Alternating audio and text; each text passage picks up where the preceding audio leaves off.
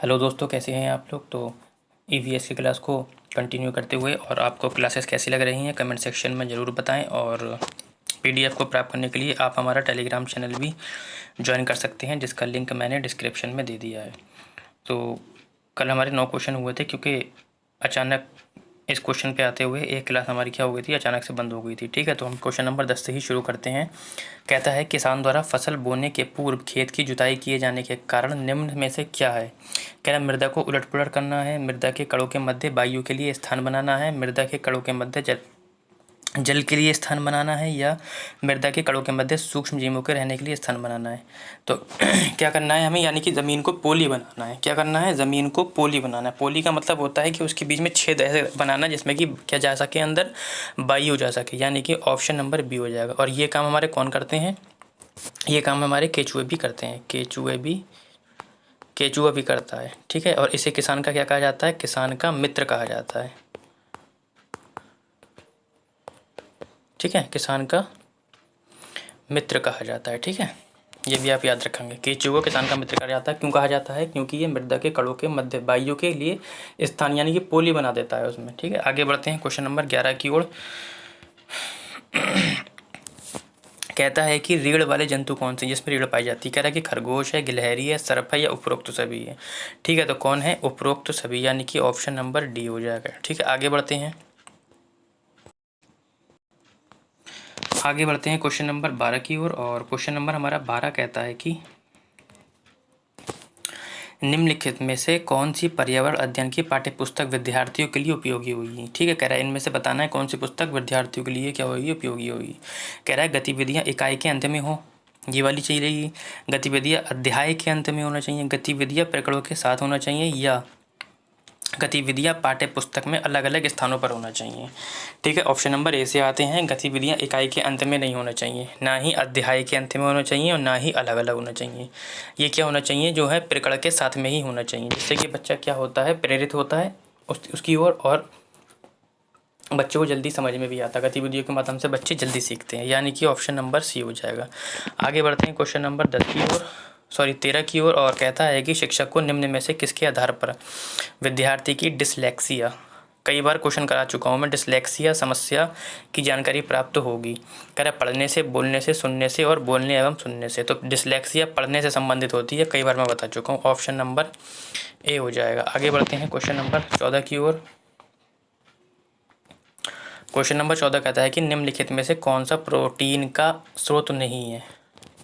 कह रहा है दूध नहीं है, अंडा नहीं है, समुद्री खाद्य नहीं है, या मूंगफली का तेल नहीं है। ठीक है, तो दूध भी है, अंडा भी है, मूंगफली का तेल नहीं है। ठीक है, अगर केवल पीनट होता तो हो जाता। ठीक है, तो ऑप्शन नंबर हमारा क्या हो जाएगा, डी हो जाएगा। ठीक, आगे बढ़ते हैं।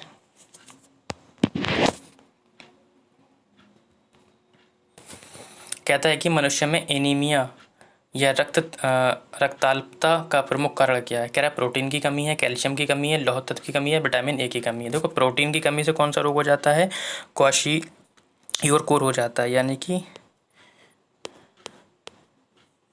क्वाशियोर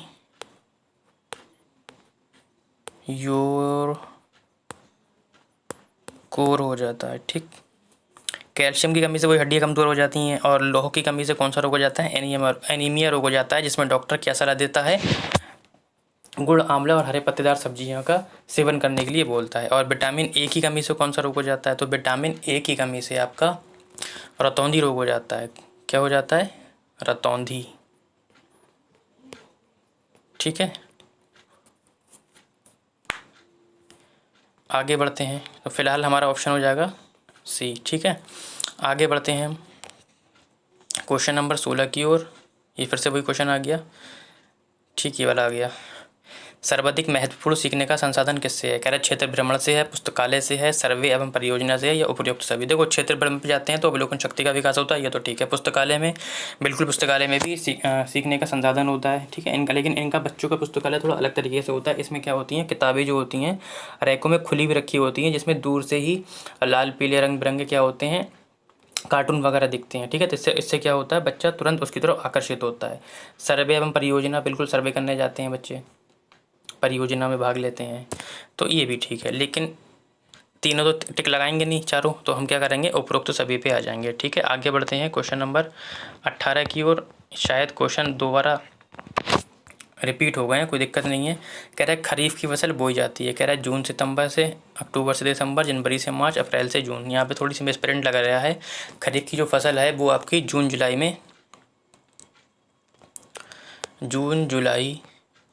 में बोई जाती है और नवंबर दिसंबर में काट ली जाती है। ठीक है, नवंबर दिसंबर में क्या की जाती है, काट ली जाती है। ठीक है, आप लोग नोट कर लेना, ये ऑप्शन गलत है।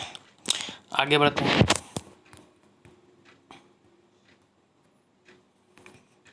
कहता है कि निम्न में से कौन सी विधि पर्यावरण अध्ययन पढ़ाने की विधि का अपवाद है। ठीक है, कह रहा है समस्या का समाधान, सहयोगात्मक शिक्षा, निर्देशित खोज या व्याख्यानों से समझना। मैंने आपको पहले भी बताया था कि व्याख्यान शब्द जब भी आएगा वो गलत होगा, यानी कि ऑप्शन नंबर आपका क्या हो जाएगा, डी हो जाएगा। ठीक है, आगे बढ़ते हैं क्वेश्चन नंबर 21 की ओर। ये हो गया क्वेश्चन आपका, ये देखते हैं। कहता है कि निम्नलिखित में से कौन सा जीवाणु मटर कुल की मूल ग्रंथियों में सहजीवी के रूप में रहता है और वायुमंडल की स्वतंत्र नाइट्रोजन का स्थिरीकरण करता है। कह रहा है नाइट्रोबैक्टर,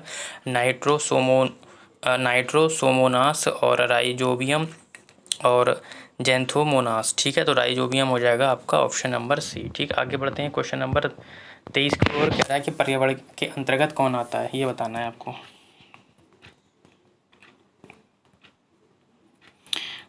पर्यावरण के अंतर्गत कौन आते हैं। कह रहा है पेड़ पौधे जंतु आते हैं, पर्यावरण के विभिन्न घटकों के मध्य अंतःक्रियाएं और पर्यावरण का संरक्षण या उपरोक्त सभी। देखो इसमें केवल पेड़ पौधे और जंतु हैं, इसमें पर्यावरण का संरक्षण करने की कोई बात नहीं है, उपरोक्त सभी होगा नहीं। ठीक, यानी कि बी हो जाएगा पर्यावरण के विभिन्न घटकों के मध्य अंतःक्रिया। ठीक है, यानी कि ऑप्शन नंबर आपका बी हो जाएगा। ठीक, आगे चलते हैं क्वेश्चन नंबर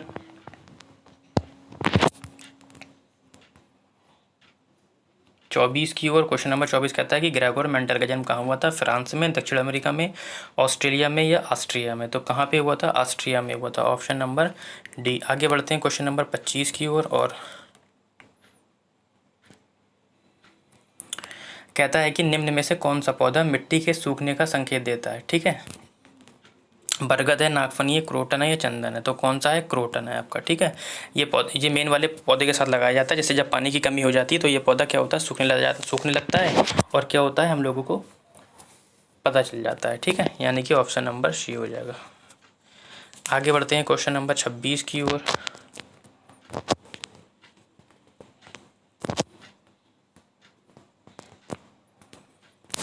कहता है ऊंधियूं एक पकवान है जिसको पॉट में उल्टा कोयले पर रखकर पकाया जाता है, ये किस राज्य का प्रसिद्ध पकवान है। कह रहा है महाराष्ट्र का है, केरल का है, गुजरात का या उत्तर प्रदेश का है। तो कहाँ का है, गुजरात का है।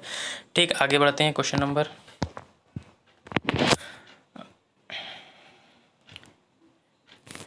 चांगपा जनजाति का टेंट किससे बना होता है, भेड़ के बालों से, बकरी के बालों से, मुर्गी के बालों से, याक के बालों से। तो किससे बना होता है, क्योंकि वहाँ पे याक पाई जाती है तो याक के बालों से बना होता है। ठीक है,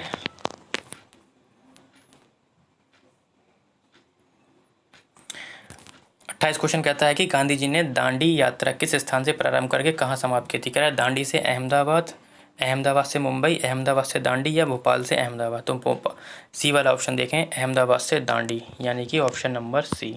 ठीक, आगे बढ़ते हैं क्वेश्चन नंबर। कहता है कि क्वेश्चन गेंडे का शिकार किया जाता है। कह रहा है दांत के लिए किया जाता है, सींग के लिए किया जाता है, बालों के लिए किया जाता है, चमड़ी के लिए किया जाता है। तो ज़्यादातर जो किया जाता है इसके सींग के लिए किया जाता है, ऑप्शन नंबर बी। ठीक है, आज के सेशन का लास्ट क्वेश्चन कहता है कि भारत के सबसे पूर्वी और पश्चिमी राज्य कौन से हैं। तो पूर्वी राज्य हमारा अरुणाचल प्रदेश है और पश्चिमी राज्य हमारा क्या है, गुजरात है। देखो पूर्वी कह रहा है तो ये तो होगा नहीं ना, ये होगा। तो पहला क्या हो जाएगा, हमारा बी हो जाएगा, क्योंकि पूर्वी राज्य हमारा अरुणाचल प्रदेश है और सबसे पश्चिमी राज्य हमारा गुजरात है। तो आज के लिए इतना ही। सेशन कैसा लगा कमेंट सेक्शन में ज़रूर बताएं, और आज क्वेश्चन को ज़्यादा भी हो गए आपके।